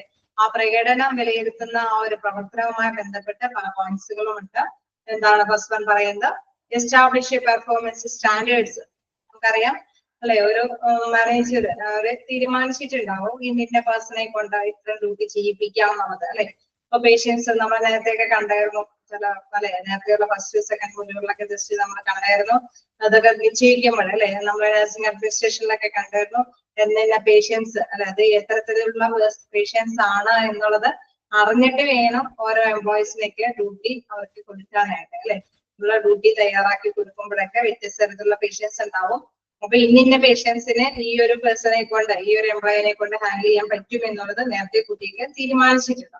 അത് അവരുടെ ആ ഒരു പ്രത്യേക രീതി അല്ലെ, കിടന്ന് ചികിത്സിക്കുന്ന പേഷ്യന്റ് ആണോ അല്ലെങ്കിൽ സെൽഫായിട്ട് കൈകാര്യം ചെയ്യുന്ന പേഷ്യന്റ് ആണോ എന്നൊക്കെ കൺസിഡർ ചെയ്തിട്ടാണ് ആ ഡ്യൂട്ടി ഓരോ പേഴ്സൺസിനും കൊടുക്കുന്നത്. അത് അനുസരിച്ച് ആ ഒരു എസ്റ്റാബ്ലിഷ് പെർഫോമൻസ് സ്റ്റാൻഡേർഡ് അല്ലെ, ആ ഒരു സ്റ്റാൻഡേർഡ് ഫിക്സ് ചെയ്യുക എന്നുള്ളതാണ് ഫസ്റ്റ് ആയിട്ടുള്ള ഒരു പ്രോസസ് എന്ന് പറയുന്നത്. ഓരോ പേഴ്സൺസിനും ഒരു സ്റ്റാൻഡേർഡ് ഫിക്സ് ചെയ്തിട്ടുണ്ടാവും എത്രത്തോളം വർക്ക് ചെയ്യണമെന്നുള്ളത്. അതാണ് സ്റ്റാൻഡേർഡ് എന്ന് പറയുന്നത്. Then convey performance expectation of two employees. അതിനുശേഷം നമ്മൾ എന്താണ് അത് അല്ലെ നമ്മൾ അറിയിക്കണം. അത് എന്തോരം പെർഫോമൻസ് അവർ പ്രതീക്ഷിക്കുന്നുണ്ട് എന്നുള്ളത് കണ്ടെത്തേണ്ടതുണ്ട്. അത് തന്നെ സ്റ്റാൻഡേർഡ് ഫിക്സ് ചെയ്യുന്നു. തന്നെ എന്താണ് പെർഫോമൻസ് എക്സ്പെക്ടേഷൻ ടു എംപ്ലോയി, എത്രത്തോളമാണ് ആ എംപ്ലോയിയിൽ നിന്ന് പ്രതീക്ഷിക്കുന്നത് എന്നുള്ളത് അറിയിക്കുക എന്നുള്ളതാണ്. തന്നെ മെഷർ റിയൽ പെർഫോമൻസ്, യഥാർത്ഥത്തിൽ അദ്ദേഹത്തിൽ നിന്ന് എന്താണ് അല്ലെ കൃത്യമായിട്ട് നമ്മൾ വിചാരിച്ചത്ര ഡ്യൂട്ടി അദ്ദേഹം ചെയ്യുന്നുണ്ടോ എന്നുള്ളത് മെഷർ ചെയ്യുക എന്ന് വെച്ച് കഴിഞ്ഞാൽ അളക്കുക എന്നുള്ളത്. തന്നെ കമ്പയർ ആക്ച്വൽ പെർഫോമൻസ് വിത്ത് സ്റ്റാൻഡേർഡ്സ്, അതായത് നമ്മൾ കൃത്യമായിട്ട് തന്നെ അവർക്ക് കിട്ടിയിരിക്കുന്ന അല്ലെ അദ്ദേഹം എത്രത്തോളം ജോലി ചെയ്തു എന്നുള്ളതും നേരത്തെ കൂട്ടി നിശ്ചയിച്ച സ്റ്റാൻഡേർഡും തമ്മിൽ കമ്പയർ ചെയ്യുക, താരതമ്യം ചെയ്യുക. Discuss appraisal with the employee, അതിനുശേഷം എംപ്ലോയിയോട് ഡിസ്കസ് ചെയ്യുക. നിങ്ങളിൽ നിന്ന് എത്രയാണ് അല്ലെ, നമുക്കറിയാം നന്നായിട്ട് അത്യാവശ്യം നല്ല വർക്ക് ചെയ്യുന്ന വ്യക്തിയൊക്കെ ആണെങ്കിൽ അവർ അവരുടെ ടാർഗറ്റ് കൃത്യമായിട്ട് തന്നെ നിർവഹിച്ചിട്ടുണ്ട് അല്ലെ, അല്ലെങ്കിൽ ആ വ്യക്തിയോട് കൃത്യമായിട്ട് തന്നെ ഇൻഫോം ചെയ്യും, നിങ്ങൾ ഇന്ന കാര്യങ്ങൾ ഇച്ചിരി കൂടി അല്ലെ ഇതിലൂടെ സ്പീഡിൽ ചെയ്യേണ്ടതുണ്ട് എന്നൊക്കെ കൃത്യമായിട്ട് തന്നെ ഡിസ്കസ് ചെയ്യുക. If necessary begin corrective actions, in case നമ്മൾ എന്തെങ്കിലും ആക്ഷൻ എടുക്കേണ്ടതുണ്ടെങ്കിൽ അത് ആക്ഷൻ എടുക്കുക. ചിലപ്പോഴെങ്കിൽ അല്ലെ അവര് നിങ്ങൾ മസ്റ്റായിട്ട് ഇത് ചെയ്യണമെന്നൊക്കെ 1-2 പ്രാവശ്യമൊക്കെ വാണിംഗ് ഒക്കെ കൊടുക്കും. അതിനുശേഷമായിട്ടായിരിക്കും എന്തെങ്കിലും കാര്യങ്ങളൊക്കെ ചെയ്യുന്നത് അല്ലെ. നമ്മൾ ഒരു ഡ്യൂട്ടി ആദ്യം തന്നെ ഒരു വ്യക്തിക്ക് കൊടുക്കുമ്പോൾ സ്റ്റാൻഡേർഡ് ഫിക്സ് ചെയ്തിട്ടാണ് കൊടുക്കുന്നത്, ഇന്ന ഡ്യൂട്ടി ഇത്ര സമയത്തിനുള്ളതൊക്കെ ചെയ്യണമെന്നുള്ളത്.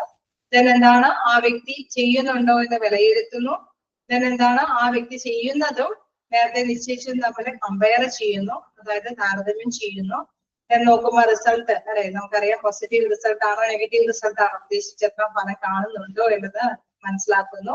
ദെൻ കറക്റ്റീവ് ആയിട്ടുള്ള ആക്ഷൻസ് എന്തെങ്കിലും ഉണ്ടെങ്കിൽ അല്ലെ അവരായിട്ട് ഡിസ്കസ് ചെയ്തിട്ട് ഇനി എന്തെങ്കിലും ഇത്തിരി കൂടി സ്പീഡിൽ ചെയ്യേണ്ടതുണ്ട് അല്ലെങ്കിൽ കറക്റ്റ് പങ്ക്ച്വലായിട്ട് തന്നെ നിങ്ങൾ എത്തേണ്ടതുണ്ട്, അങ്ങനെയുള്ള കാര്യങ്ങളൊക്കെ അവർക്ക് നിർദ്ദേശിച്ച് അവരെ കറക്റ്റ് ചെയ്യാനായിട്ട് ശ്രമിക്കുന്നു. ക്ലിയർ ആയോ എന്താണ് പെർഫോമൻസ് അപ്രൈസൽ എന്നുള്ളത്?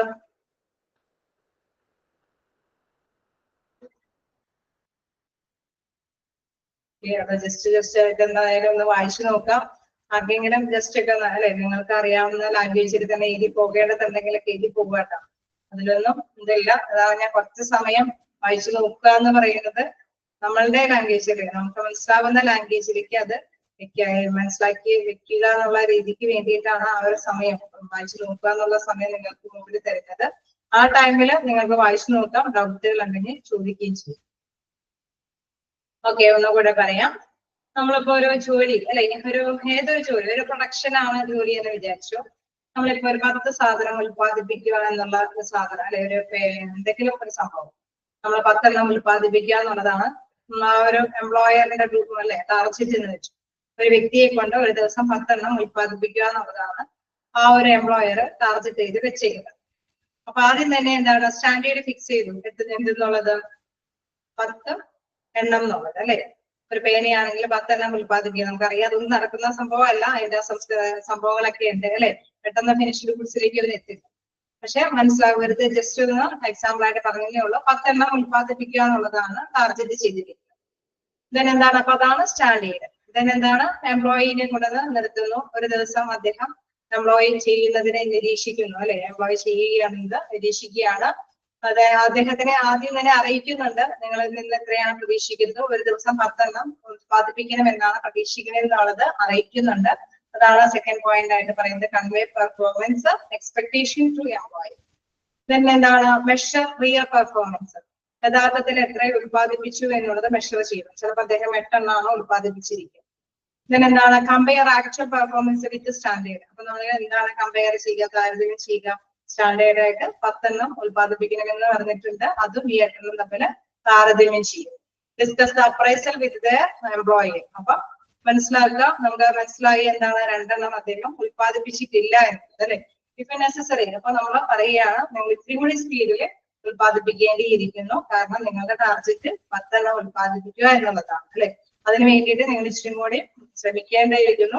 കറക്റ്റ് ആയിട്ട് വരാത്തത് കൊണ്ടാണെങ്കിൽ അത് കറക്റ്റ് ആയിട്ട് വന്ന് തന്നെ ചെയ്യണമെന്ന്, അല്ലെങ്കിൽ സ്പീഡ് ഇല്ലാത്തത് കൊണ്ട് സ്പീഡ് നിങ്ങൾ ചെയ്യണമെന്നൊക്കെ നിർദ്ദേശങ്ങൾ കൊടുക്കും. ഇതാണ് പെർഫോമൻസ് അപ്രൈസലില് കൃത്യമായിട്ട് പറയുന്നത്. ക്ലിയർ ആയോ? ഞാൻ ജസ്റ്റ് ഒരു എക്സാമ്പിൾ പറഞ്ഞതേ ഉള്ളൂ. ഓക്കെ, അപ്പൊ അത് ഏത് ഡ്യൂട്ടിയെ സംബന്ധിച്ച് ഇതിപ്പോ നമ്മൾ ഉത്പാദിപ്പിക്കുന്ന ഒരു കാര്യമാണ് നമ്മൾ പറഞ്ഞത്. അതേസമയം നമുക്കറിയാം സർവീസ് ആണ് ഹോസ്പിറ്റലിനെ സംബന്ധിച്ച്. അപ്പൊ അവിടെ നഴ്സുമാരെ ഡ്യൂട്ടി ചെയ്യുന്നത് സേവനമാണ്, പേഷ്യൻസിനുള്ള സേവനമാണ് അവര് കാഴ്ചവെക്കുന്നത്. അപ്പൊ ഇന്ന പേഷ്യൻസിനൊക്കെ കൃത്യമായിട്ട് തന്നെ അത് ഹാൻഡിൽ ചെയ്ത് പോകേണ്ടതുണ്ട്. ഒരു ദിവസം ഇന്ന വാർഡിലും കാര്യങ്ങളൊക്കെ ചെയ്ത് അവർ പോകണം, അവിടെ ഡ്യൂട്ടി ചെയ്ത് പോകണം. അപ്പൊ അത് അപ്രൈസിൽ ചെയ്യുക. ഈ ട്രെയിനിങ്ങും കാര്യങ്ങളൊക്കെ കൊടുത്തിട്ടാണ് അവര് അപ്പോയിന്റ്മെന്റ് കൊടുത്തിരിക്കുന്നത്. പിന്നീടാണ് അവരിൽ നിന്ന് ഇത്തരത്തിലുള്ള കാര്യങ്ങളൊക്കെ നമ്മൾ ആഗ്രഹിക്കുന്നത്, തീർച്ചയായിട്ടും മാനേജ്മെന്റ് പ്രതീക്ഷിക്കുന്നത്. അപ്പൊ അത് വിലയിരുത്തുന്ന ഒരു പ്രവർത്തനമാണ് പെർഫോമൻസ് അപ്രൈസൽ എന്ന് പറയുന്നത്. ക്ലിയർ ആണോ? എടുത്ത പോയിന്റ്സ് ഒക്കെ ജസ്റ്റ് ഒന്ന് വായിച്ചു നോക്കാം. പെർഫോമൻസ് അപ്രൈസല് ഇതൊക്കെ ജസ്റ്റ് ഒന്ന് അറിയാം അല്ലെ. ഇത് ഫസ്റ്റ് ആയിട്ടും ഇതിന്റെ സ്റ്റെപ്പുകളൊക്കെ നോക്കുമ്പോൾ കറക്റ്റ് ആണ്. ഈ സ്റ്റെപ്പുകളെല്ലാം കറക്റ്റ് ഫ്ലോയില് തന്നെയാണ് മനസ്സിലാക്കി പോകേണ്ടത്. പിന്നെ വ്യത്യസ്ത തരത്തിലുള്ള മെത്തേഡ്സുകളുണ്ട്, അതും മനസ്സിലാക്കി പോവുക. ഓൺ ദ ജോബ് ട്രെയിനിങ് അതിന്റെയൊക്കെ ജസ്റ്റ് ചിലപ്പോഴൊക്കെ വളരെ റയർ ആയിട്ടൊക്കെ ചിലപ്പോൾ OJT എന്താണ് JIT എന്നൊക്കെ പറയുമ്പോൾ നമ്മളൊന്നും അറിയില്ല ഇരിക്കരുത്. ജോബ് ഇൻസ്ട്രക്ഷൻ ട്രെയിനിങ് അല്ലെങ്കിൽ ഓൺ ദ ജോബ് ട്രെയിനിങ്, അതൊക്കെ നോട്ട് ചെയ്ത് പോവുക. പിന്നെ അതേമാതിരി തന്നെ സ്റ്റെപ്സുകൾ അല്ലെ, ഇതിന്റെ സ്റ്റെപ്പുകളൊക്കെ സ്റ്റെപ്പ് ബൈ സ്റ്റെപ്പ് ആയിട്ട് നമുക്ക് അറിയാവുന്നതാണ്. അതിൽ തന്നെ റിക്വയർമെന്റ്സ്, പിന്നെ അതിനുവേണ്ടി തയ്യാറാവുക, പിന്നെ എന്താണ് ലേണേഴ്സിനെ കണ്ടെത്തി അത് കൈകാര്യം ചെയ്യുക, presentation, performance, try out, follow up, എല്ലാത്തിലും ഒരു ഫോളോ അപ്പ് ഒക്കെ ഉണ്ട്. അതൊക്കെ ഒന്ന് മനസ്സിലാക്കാം. പിന്നെ എംപ്ലോയീസ് ട്രെയിനിങ് നമ്മൾ ജസ്റ്റ് പറഞ്ഞു നിർത്തിയതാണ്. എന്തെങ്കിലും ഡൗട്ടുകളുണ്ടോ?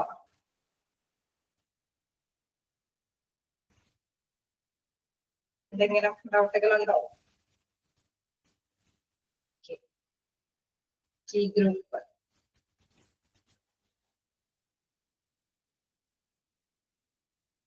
ഗ്രൂപ്പ് എന്ന് പറയുമ്പോൾ അത് ഒരു ഗ്രൂപ്പായിട്ട് ഇരിക്കുന്നു എന്നാണ് ഉദ്ദേശിക്കുന്നത്. ഇത് ഗ്രൂപ്പായിട്ട് ഇരുന്നിട്ട് തന്നെ അവരുടെ ഒരു എക്സ്പീരിയൻസ് കാര്യങ്ങളും മറ്റുള്ളവർക്ക് പകർന്നു കൊടുത്തിട്ട് അല്ലെ അവർക്ക് ഒരു ട്രെയിനിങ് കൊടുക്കുന്ന ഒരു രീതിയാണ് ഈ ഗ്രൂപ്പ് എന്ന് പറയുന്നത്. Is A kind of learning based on experience. അവരുടെ സ്വന്തം അനുഭവങ്ങൾ അല്ലെ, അനുഭവസ്ഥരായവര് കാര്യങ്ങൾ പറയുമ്പോൾ നമ്മൾ ശ്രദ്ധയോടുകൂടി ഇരിക്കണം എന്ന് പറയുന്നത് എന്തുകൊണ്ടാണ്? അവർക്ക് അല്ലെ അനുഭവങ്ങളാണ് ഏറ്റവും കൂടുതൽ പാഠങ്ങൾ പറഞ്ഞു തരാനായിട്ട് സാധിക്കുന്നത്. കാരണം അവരെങ്ങനെയാണ് ഇത് ഫേസ് ചെയ്തത്. നമ്മൾ ചിലപ്പോൾ സിമ്പിൾ ആണെന്ന് വിചാരിക്കുന്നതിനെയായിരിക്കും ചിലപ്പോൾ ഏറ്റവും കൂടുതൽ ശ്രദ്ധ കേന്ദ്രീകരിച്ച് കൈകാര്യം ചെയ്യേണ്ടതൊക്കെ ആയിട്ട് വരുന്നത്. പ്രത്യേകിച്ച് പേഷ്യൻസിനെ കൈകാര്യം ചെയ്യുന്ന കാര്യങ്ങളിലൊക്കെ വലിയ കുഴപ്പമില്ലാന്ന് വിചാരിക്കും അല്ലെ. നമ്മൾ നല്ല നോളജ് ഒക്കെ കിട്ടിയിട്ടൊക്കെ ആയിരിക്കും ചിലപ്പോൾ പേഷ്യൻസിന്റെ ഇടയിലേക്ക് വരുമ്പോൾ ചിലപ്പോൾ നമ്മൾ ഉദ്ദേശിച്ച കാര്യങ്ങളിലേക്ക് അല്ലെ അവരെ എത്തിക്കാനൊന്നും പറ്റില്ല. അപ്പൊ അവര് എക്സ്പീരിയൻസുകളൊക്കെ പങ്കുവെക്കുമ്പോൾ ആണ് അതിൽ നിന്ന് നോളജ് നേടിയെടുക്കുന്നതാണ്. അവിടെ ആ ഗ്രൂപ്പില് എന്താ പറയുന്നേ അല്ലെ 14 പേരുകൾ അടങ്ങുന്ന 8 മുതൽ 14 വരെയുള്ള അംഗങ്ങൾ ഉണ്ടാവുമെന്ന് പറയുന്നു. അവര് തീർച്ചയായിട്ടും എക്സ്പീരിയൻസുകളാണ് പങ്കുവെക്കുന്നത്. ആ എക്സ്പീരിയൻസിൽ പ്രധാനമായിട്ട് ഫീലിങ്സും റിയാക്ഷൻസും അല്ലെ അവരുടെ ആ അനുഭവങ്ങൾ അല്ലെങ്കിൽ വിഷമതകൾ അല്ലെങ്കിൽ എന്താണ് പ്രിസ്ക്രിപ്ഷൻ അല്ലെ എന്തെങ്കിലും കാര്യങ്ങൾ ഉണ്ടെങ്കിൽ ആ പെരുമാറ്റ രീതികളൊക്കെ ഉണ്ടെങ്കിൽ അതെല്ലാം തന്നെ അതിൽ അവര് പങ്കുവെക്കുന്നുണ്ട്. അതിലൂടെ അവർക്ക് ഒരു ട്രെയിനിങ് കൊടുക്കുന്ന ഒരു രീതിയാണ്. ക്ലിയർ ആയോ?